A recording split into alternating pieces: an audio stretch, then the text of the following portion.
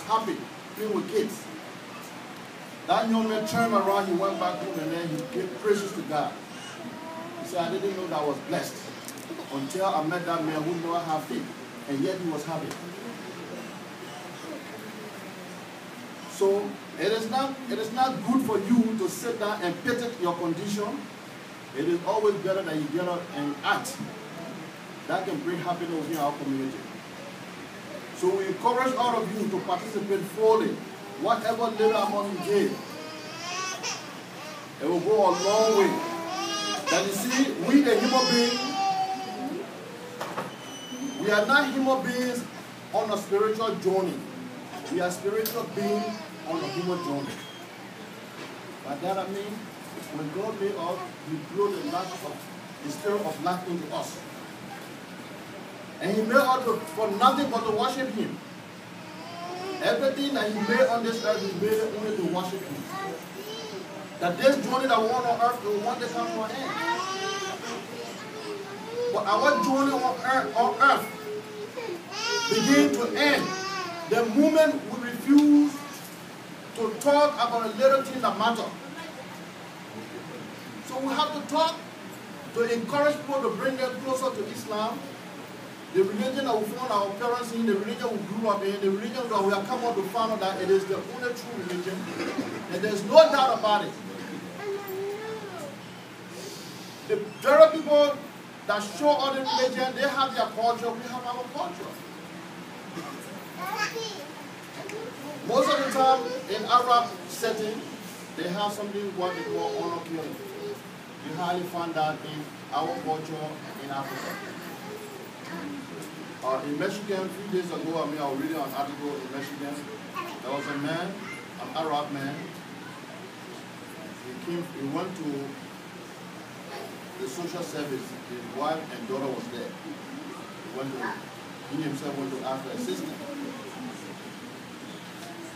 When he came out, his wife and daughter were about to get in their car to go home. He got in his SUV and came and he drove into them and killed them. He took his car, he got home, took his passport, he went to Mexico and flew to Great Britain. By the time he got to Great Britain, there were FBI or CIA agents there waiting for him. They got him and brought him back to the States. They found out that, his daughter was always on the phone talking to people that he doesn't know. So it's better to get rid of her before she brings disgrace to the family than to keep her alive. That's their culture. When we get together to wed, to marry, we use kola nut. In the Arab setting, we do not have that. Islam does not speak against that, nor does it speak for it. But in our setting, it brings us together. There is a strong meaning to it. Because most of the time when they take the split that kola, and they ask the lady to put it back together, they say, oh, I can't put it back together. So that means the marriage that we put together right now, you cannot separate it. So it has meaning. So no cultural activities that do not anyway violate Islam that we have is quite different from those that the Arab have. That is why it is very important that we get together as Africans to pray in a specific area where the Imam will speak a language that we understand. He will be accessible to all that we can easily talk to. And he will be available to teach our children our values. A few years ago, we went to Gastonia as a masjid. While in Gastonia, we had a meeting with all the other masjids around here. We went there to talk about having a place where a cemetery for the Muslim community.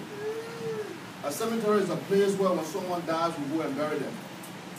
And you know, in this country, it's very expensive. They do not have their own place. We came up with a conclusion that this masjid will give them the responsibility to draft, to to draft a paperwork where all the masjid will follow in terms of using the cemetery when we have it. Because we wanted people to fill out a form. That form was given that responsibility to fix that form. And we did. And that's a form that is still being used today. If someone passes and then you happen to go to a masjid, if you are from Africa, you go to call the masjid here to ask her, do you know this person? Was this person a Muslim? Those questions we have to answer it honestly. If we do not see you here, we do not know that you are Muslim, how do you expect us to answer that honestly? We will not be able to do that.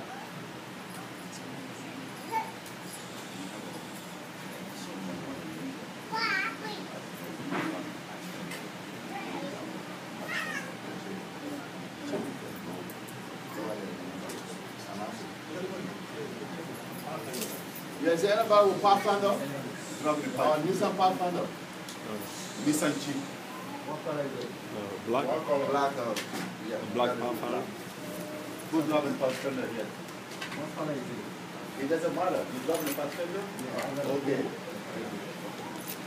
You need to move it, right? Yeah, move it. Your brother need to go right now. He's been waiting so long.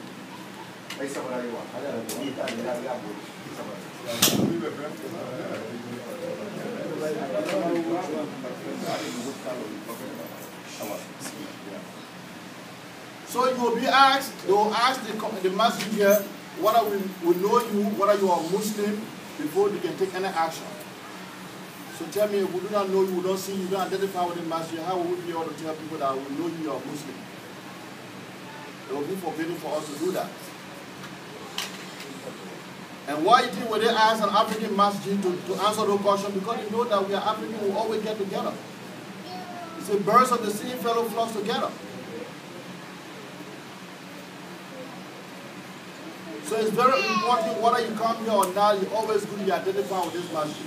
We have had a lot of schemes where we try to get the names and addresses of people, and we still encourage you to do that. Because it is not for us that are here today, but our children. This country is not an Islamic country, but one thing that made this country great is you always think far ahead. You don't really think about the generation that we're in now. They think about generation to come. They prepare for their children, their grandchildren. You can learn from that.